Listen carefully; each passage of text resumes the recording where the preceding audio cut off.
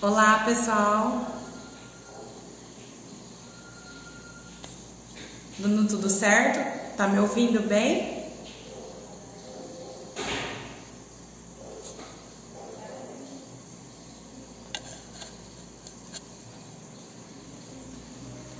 Vamos dar início à nossa live com a doutora Kelly. Olá. Primeiramente eu quero me apresentar. Meu nome é Bianca Prado, sou jovem advogada, estou aqui ajudando nesse projeto, né, para ajudar os advogados no início de carreira, né, no início da profissão. E nesse momento eu queria já parabenizar todos os jovens advogados, os advogados antigos, e dizer que é um motivo de muita alegria estar aqui para ajudar vocês, e sabemos como é difícil esse início de carreira. Vou chamar a doutora Kelly, que ela já está na live.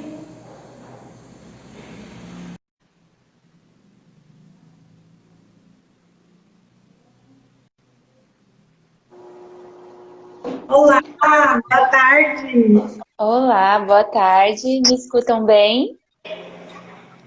Eu te escuto bem. Tudo certo? Pessoal que está entrando, tudo ok com o meu áudio? Todos conseguem me visualizar bem aí? Acredito que está tudo ok. Ok, né? Queria agradecer, doutora, por ter aceito o nosso convite, né? Estamos muito gratos pelo seu aceite e pela sua participação no nosso projeto, né? Nesse momento eu queria parabenizar também, né, a doutora pelo Dia do Advogado e queria que a senhora se apresentasse. Tá certo. Também te parabenizo pelo Dia do Advogado e a todos os advogados que estão nos assistindo também. Estou muito feliz pela iniciativa do projeto de vocês, achei muito bacana. Quando eu recebi o convite, fiquei muito feliz também.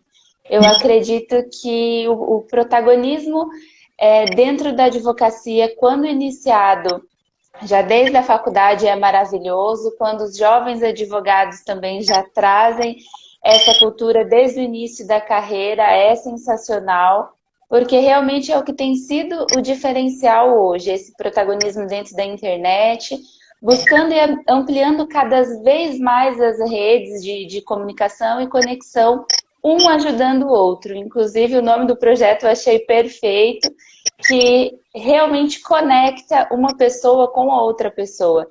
Isso tem muito a ver com a PNL também, que é esse laço onde nós criamos a conexão da empatia de ser humano diante de outro humano.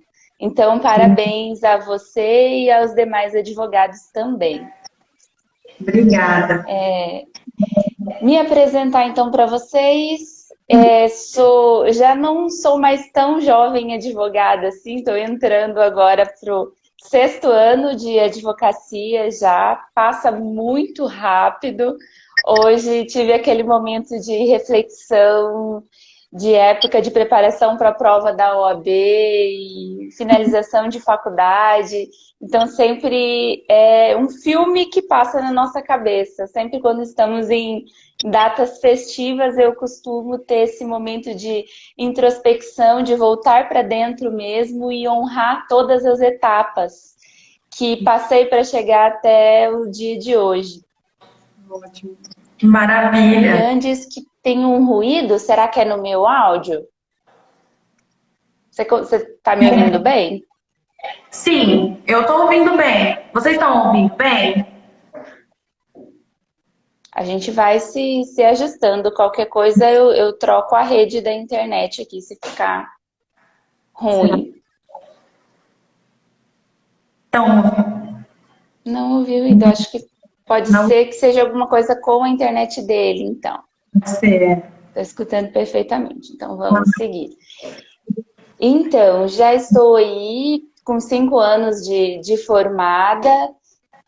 Minha primeira pós-graduação foi em Direito Previdenciário, porque eu fiz estágio na Defensoria Pública da União e me apaixonei por Direito Previdenciário lá dentro. Então, já o meu primeiro contato foi previdenciário. Depois fiz Direito Constitucional, por acreditar que é basilar a gente ter noção da Constituição. Eu mesmo acredito que deveria ter desde o ensino médio, pelo menos os direitos fundamentais, já é direito adquirido isso, né? Então, se nós tivéssemos essa cultura de ter os direitos fundamentais desde do ensino médio, com certeza a democracia seria cada vez mais inserida no nosso cotidiano. Ter esse conhecimento daquilo que é nossos direitos fundamentais, eu acredito que é essencial. Então, já por ser amante à Constituição, eu fiz essa pós-graduação de Direito Constitucional. Um sonho também, já desde a graduação, que foi uma das questões que eu fiquei em dúvida entre fazer Direito e fazer Letras. Então, eu sempre gostei muito de didática, de metodologia, então fui para esse caminho também. Fiz essa especialização em didática. E os métodos de técnicas extrajudiciais também tive oportunidade de, durante a graduação, eu trabalhei numa Câmara de Conciliação e Arbitragem.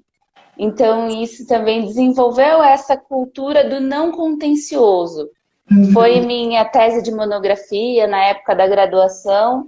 Então, eu já carrego isso desde do 4º semestre da faculdade, de ter essa questão da negociação, da argumentação, de trazer sempre essa alternativa para o judiciário que já é tão tumultuado. E aí fiz essa especialização em mediação, arbitragem e negociação. E assim venho seguindo minha carreira até hoje. Há 2 anos eu comecei a estudar a neurolinguística, PNL, por conta de uma fobia que eu tinha por dirigir. Algumas pessoas que me conhecem sabem que eu tirei a habilitação para dirigir carro e moto, e daí eu pilotava a moto, mas não dirigia carro. E aí eu não entendia qual era essa representação interna que eu tinha, porque meu cérebro pensava assim, eu me coloco numa situação de risco pilotando uma moto, mas eu não consigo dirigir um carro que, hipoteticamente, seria menos perigoso do que a moto.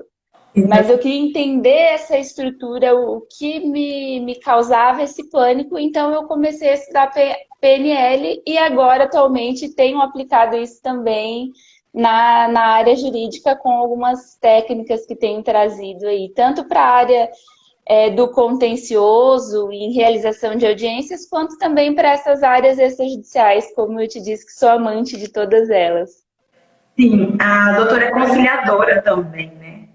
Também, agora há 1 ano, é recente, esqueci de mencionar, há 1 ano, eu estou como conciliadora credenciada de Várzea Grande, então eu atuo tanto na vara de violência doméstica, como agora nos juizados especiais, por conta dessa questão da pandemia, as audiências virtuais aí veio com essa inovação, então o fórum requisitou e aí a gente também está auxiliando aí nessa parte das audiências online. Tem sido um desafio e tanto também, tanto quanto advogada como conciliadora. E é interessante para mim ter essas duas experiências, né? Uma hora estar do lado enquanto conciliadora e outra hora estar como advogada também. Tem sido bastante gratificante ter essa experiência dos 2 lados.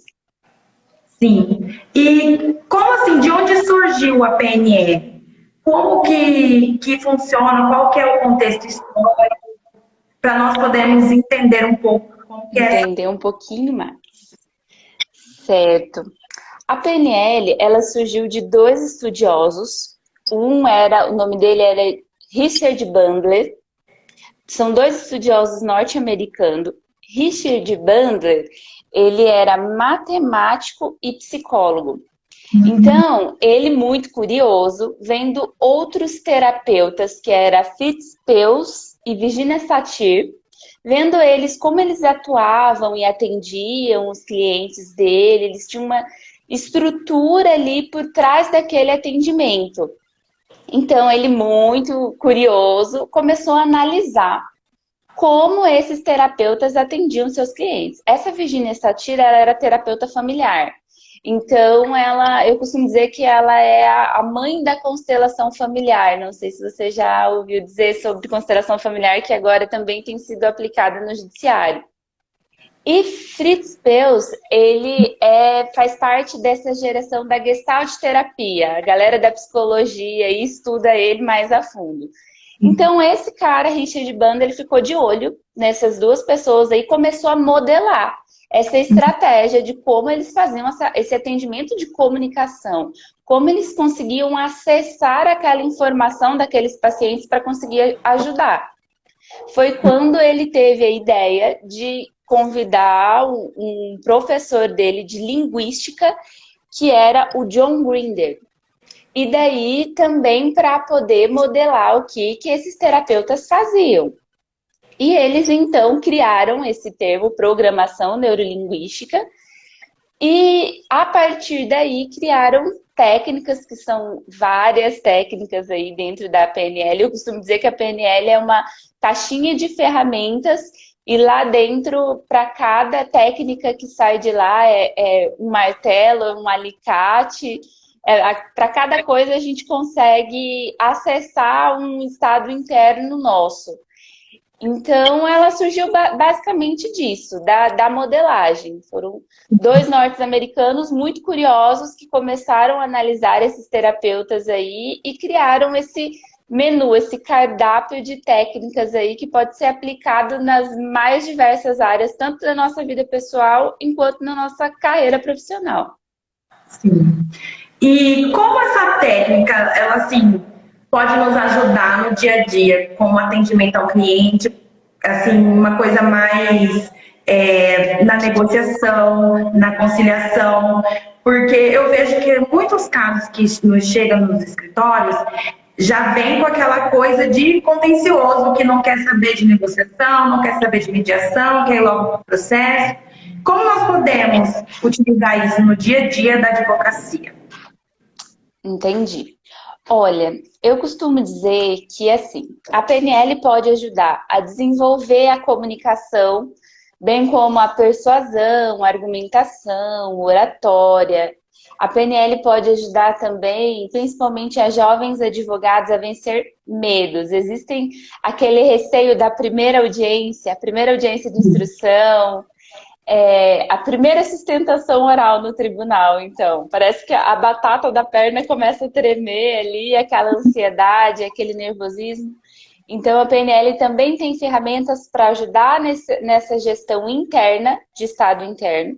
Então, tanto para você ter essa relação com um terceiro, com um cliente, para você poder fechar um negócio, ou para você poder extrair uma informação para você montar uma peça, ou para você gerir o seu estado interno, ou também para você redigir peças processuais com uma linguagem mais precisa. Então, realmente é uma ferramenta super versátil. Eu vou trazer algumas dicas aqui. É complicado a gente trazer como com experiências para a gente poder aplicar uma técnica aqui agora, porque a PNL ela é muito pessoal.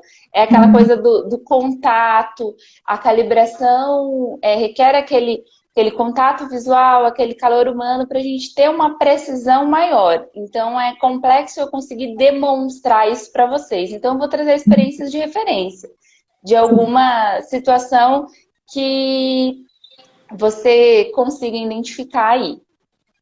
Por exemplo, para a gente desenvolver essa comunicação, persuasão, argumentação e oratória, nós temos uma ferramenta que é chamada metamodelo de linguagem, que inclusive foi a primeira ferramenta dos criadores da PNL, do Grinder e do Bandler, porque foi a partir do metamodelo de linguagem que eles começaram a perceber como aqueles terapeutas conseguiam extrair aquelas informações dos pacientes deles. O que é isso? Nosso cérebro, ele funciona por filtros. Então, nós temos padrões de omissão, generalização e distorção. Algumas pessoas costumam generalizar, por exemplo, trazer que todo mundo pensa quadrado. E aí alimenta essa informação até o final. Então, normalmente, o cliente chega no nosso escritório e fala assim: ah, doutor, mas essa causa é ganha. Já chega com um padrão de generalização. E daí, como sair disso? Então, imagina um exemplo. Você, de uma forma bem sutil, perguntar para o cliente: mas como especificamente você acha que isso é uma causa ganha? Em qual sentido? Com qual argumento? Qual prova você pretende produzir que te faz pensar que isso vai trazer esse resultado tão logo?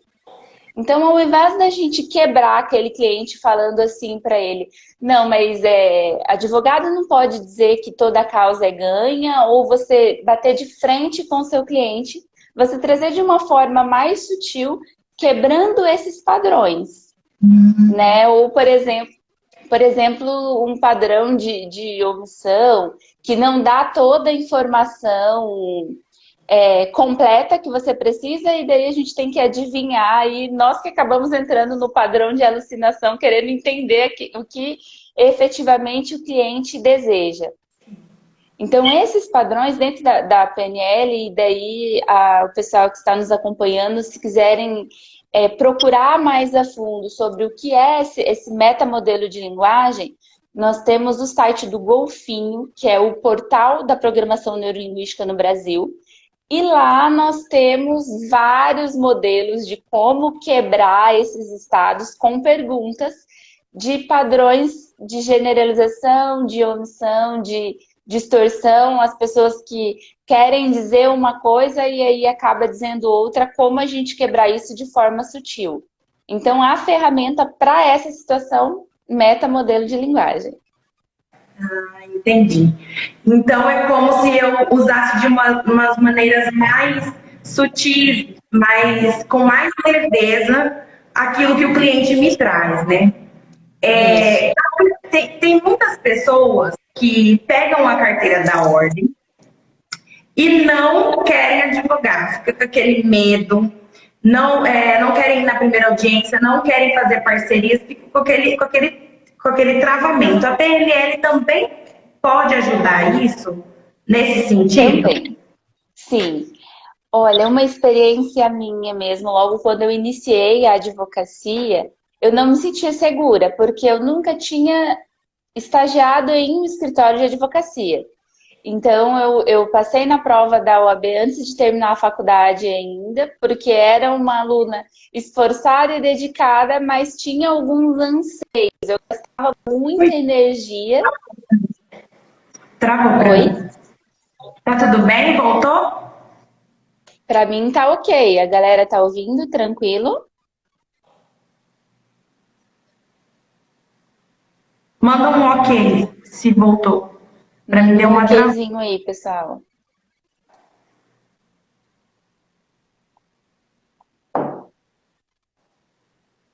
Tá normal. Ok. Normal. Voltou. Acho que tá. Ótimo. Então, eu gastava muita energia mesmo, estudando, me dedicando, e realmente, quando eu conheci a PNL, eu identifiquei o quão bom essa ferramenta pode ser, e eu continuar seguindo essa minha estrutura de estudo, porém gastando menos energia. Então, como eu tinha feito só estágios em órgãos públicos, quando eu estagiei numa Câmara de Conciliação, não era contencioso, então eu não tinha essa noção de audiência de instrução, então foi bem desafiador para mim.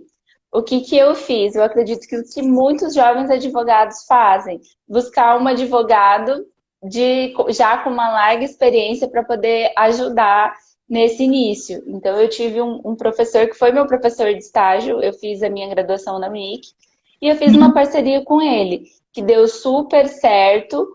Então, foi uma coisa assim que muito me ajudou no início da minha carreira.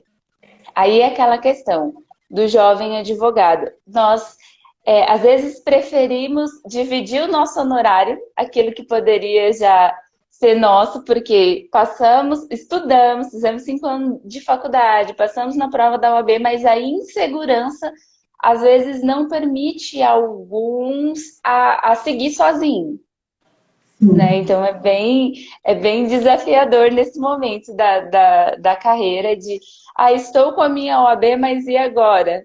Né? O que a faculdade não ensinou? Gerir o estado na hora de fazer uma audiência. Então, o que a programação neurolinguística me ajudou nesse sentido? Nós temos uma ferramenta chamada ancoragem. E quando eu tive esse primeiro contato com as âncoras, eu nem pensei em como aplicar isso dentro da área jurídica, porque foi, inclusive, a técnica que me ajudou a voltar a dirigir. Porque eu comecei a dirigir, eu peguei minha habilitação, dirigi algumas vezes e de repente travei. E aí eu não entendia por que que eu travava, qual foi o gatilho, o que foi que ocasionou aquilo. Então é mais ou menos a mesma questão com as audiências. Nós sabemos que nós aprendemos na faculdade, a gente aprendeu o processo civil, sabe o trâmite, sabe inclusive na onde que nós precisamos sentar na hora da audiência. Mas parece que quando chega lá a perna trava, não sabe se vai para a direita, se vai para a esquerda. Esquece que pode falar um pela ordem e falar tudo aquilo que precisa ser dito na hora da audiência, porque a nossa cabeça está ali naquela confusão, o coração batendo acelerado, a garganta seca. Então são vários desafios que nós enfrentamos ali, que do estacionamento do fórum até a sala da audiência nós vamos nos arrastando, né? Então, como a âncora, o que é a ancoragem? É uma associação neural, é um estado mental, um estímulo emocional. Então, o que a gente pega? O nosso estado atual, que é o famoso onde sento, o Brian colocou aqui, realmente é muito famoso esse onde sento. E agora? Audiência trabalhista, audiência civil, realmente dá uma confusão na cabeça, né? Ah, Então, nós temos o nosso estado mental atual e o estado mental desejado, que é aquele onde nós já estamos num estado mais tranquilo, onde nós estamos nos controlando, né? Controlando a nossa mente e não deixando que a nossa mente nos controle. Então, a âncora, ela é esse estímulo de resposta, que é através das nossas percepções, que dentro da PNL nós chamamos de VACOG, que é visual, auditivo, sinestésico, que é o olfativo, o gustativo. Então a gente engloba tudo nesse sinestésico, que são aquelas pessoas mais afáveis, mais sentimentais, ao toque, esses são os sinestésicos. Então, a partir desse estímulo, que pode ser visual, alguma coisa, algum momento da nossa vida que a gente lembre, alguma cena visual que tenha tido um estímulo muito forte. Eu gosto muito de dar um exemplo de uma situação que é tanto visual quanto auditiva quanto sinestésica, que foi do dia da minha colação de grau. No dia da minha colação de grau foi um momento muito especial para mim. Inclusive, eu me emociono de lembrar dessa situação, porque é como se eu trouxesse todos esses temas representacionais. Eu fui a juramentista da turma. Então, imagina ali no Hotel Fazenda Mato Grosso, acredito que quase todos aqui conhecem, no dia da colação de grau, aquele monte de pessoas ali. Então, eu lembro muito do visual daquilo. Foi um momento que me trouxe muita coragem.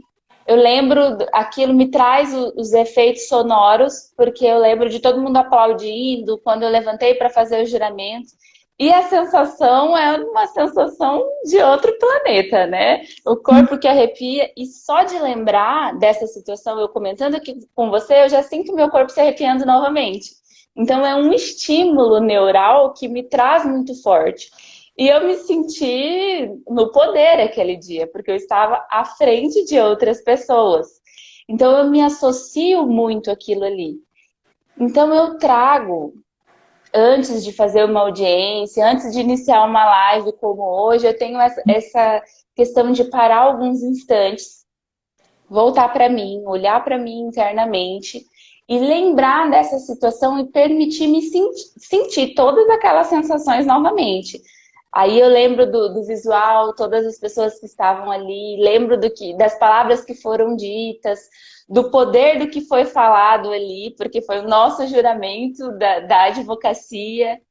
E todas as sensações que eu senti, e eu trago aquilo para o meu corpo e faço um estímulo, que no meu caso, eu gosto de apertar a mão direita. É como se eu permitisse acionar aquele gatilho novamente, trazendo aquilo para minha neurologia.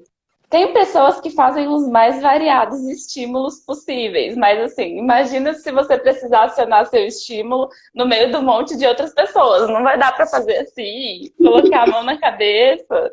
Então, procurar ser mais sutil possível, tipo, apertar os dedos, apertar a mão, alguma coisa que te traga essa sensação verdadeiramente e que você possa iniciar a sua audiência já ancorada desses recursos de poder. E aí você pode trazer o recurso da coragem, e aí os mais diversos, determinação, aquilo que faz sentido para cada pessoa. O bom da PNL é essa versatilidade da gente não entrar no mapa do outro. Então, o que faz sentido para mim foi esse momento. Eu não tive ainda o privilégio de ser mãe. Muitas mulheres gostam de trazer esse momento da gestação, do parto, coisas nesse sentido. É só importante observar que, por exemplo, para quando a gente vai trazer alguma coisa que vai estimular coragem, determinação, força, vencer medo, tomar cuidado se não está associado a algum tipo de dor. Porque, como eu disse, a gente acessa todos os estímulos, né? Então, assim, possa ser que para aquela determinada situação, se a dor foi maior do que a coragem, talvez não seja muito oportuno trazer aquilo, né? Então, só tomar cuidado com essas experiências de referências que vai trazer. Então, a auto-âncora, que é quando a pessoa faz esse exercício como eu fiz antes de iniciar a live. É bom ter essa percepção do que trazer. Porque, por exemplo, se for uma heteroâncora, que é quando um practitioner de PNL, uma pessoa que já tem experiência de manusear as técnicas, aí vai ajudar a escolher essa experiência de referência. Então, para não trazer essa questão de algo que vá não ser tão eficaz assim. Nossa, E acho que eu falei muito agora, perdão. não, muito bacana. Nossa, aprendi muito, estou aprendendo muito. Eu já vi em alguns cursos de oratória que eles falam para esfregar a mão, fazer alguns outros movimentos, estalar o dedo, mas essa do segurar a mão também é uma boa, né? É muito mais discreto. E eu não sabia que se chamava programação neurolinguística, estou aprendendo muito aqui. E no caso, assim, das audiências de conciliação, você como conciliadora, você usa para ajudar as partes não, vamos conversar, vamos procurar uma maneira mais acessível de resolver essa lide, em vez de se esperar o decorrer do Poder Judiciário, você tenta aplicar essas técnicas no seu dia a dia como conciliadora? Sim, já te respondo. Deixa eu só ver aqui os comentários do pessoal aqui, que eu fui passando o olho. Um movimento discreto para não ser julgados e muito inseminados. Bacana. Beba uma água. Beber água é sempre bom, né? É essencial beber água sempre. Se eu beber água nervoso, eu afogo. Bacana. Ai, Muito legal, pessoal, aí compartilhando junto com a gente.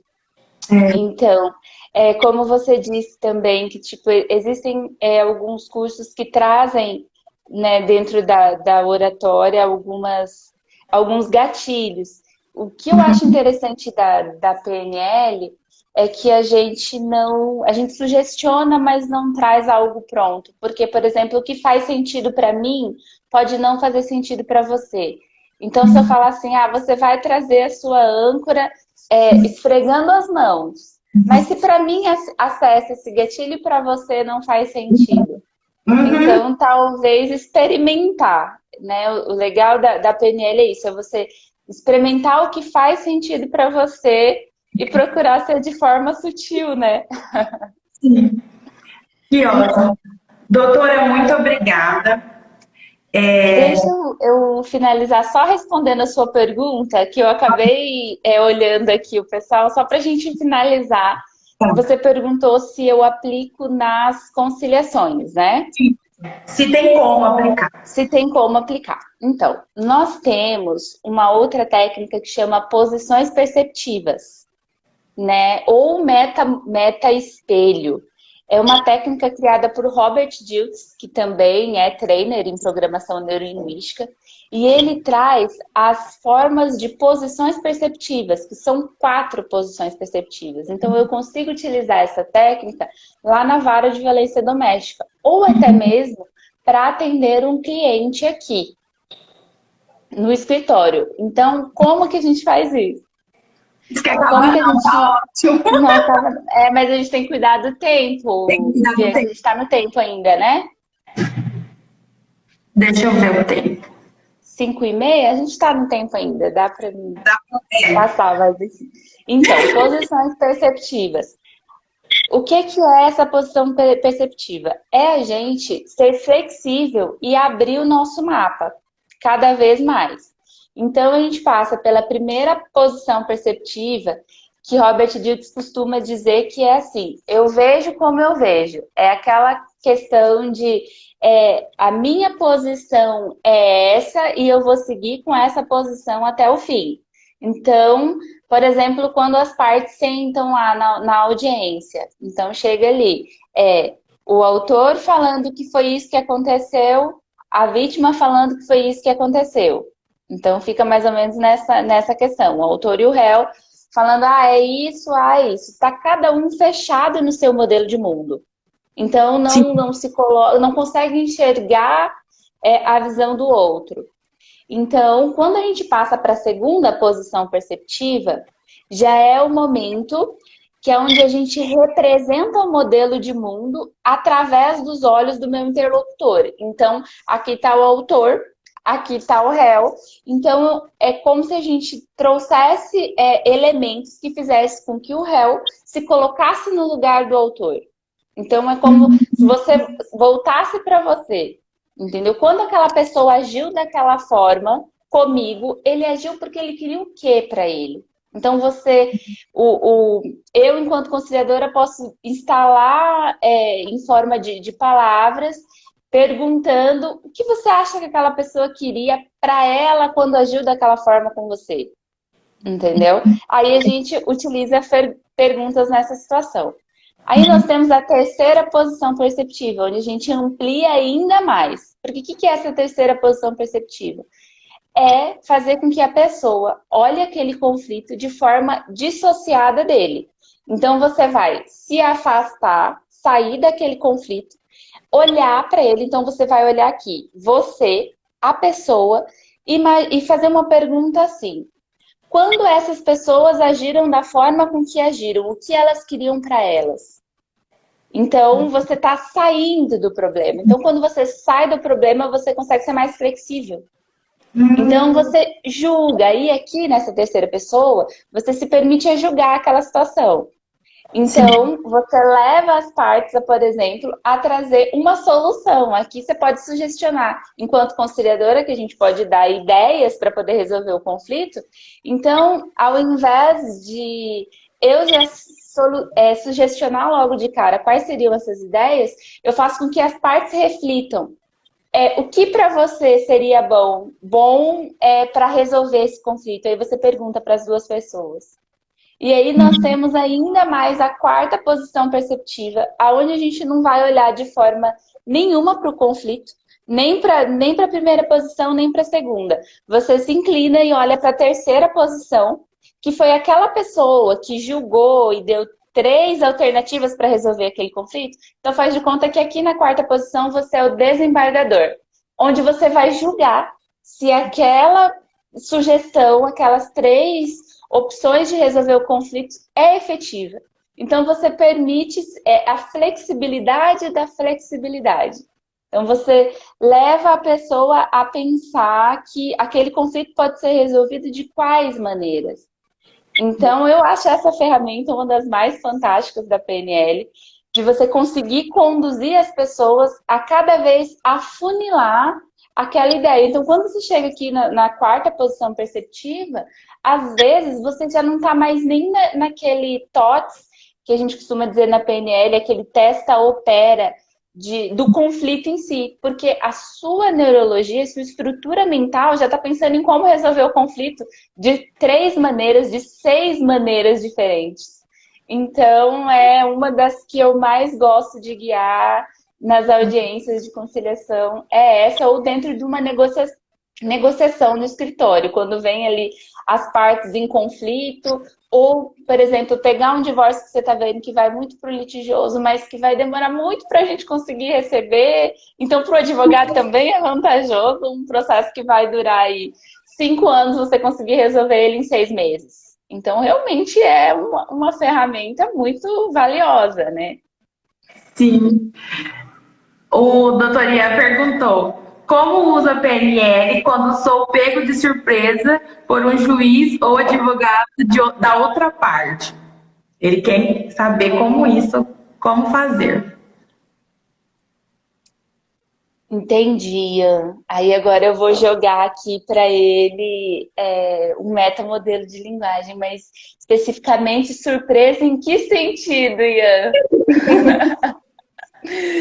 Quando a gente pega de surpresa, por exemplo, com alguma questão que você não sabia que estava no processo, tipo, o advogado omitiu alguma coisa, quando você é pego de surpresa em audiência, como seria essa surpresa aí, para mim entender um pouco mais qual ferramenta a gente poderia utilizar? Vamos ver se ele consegue colocar aí pra gente. Porque são várias as situações, né? Eu acho que dentro da advocacia a gente tem muitas situações que nós somos pegos de surpresa, né? Às vezes aquele cliente que, por exemplo, omitiu alguma informação. Acontece muito isso nas audiências trabalhistas, né? O cliente que não falou alguma coisa. E assim, surpresa no sentido de desestabilizar o jovem advogado.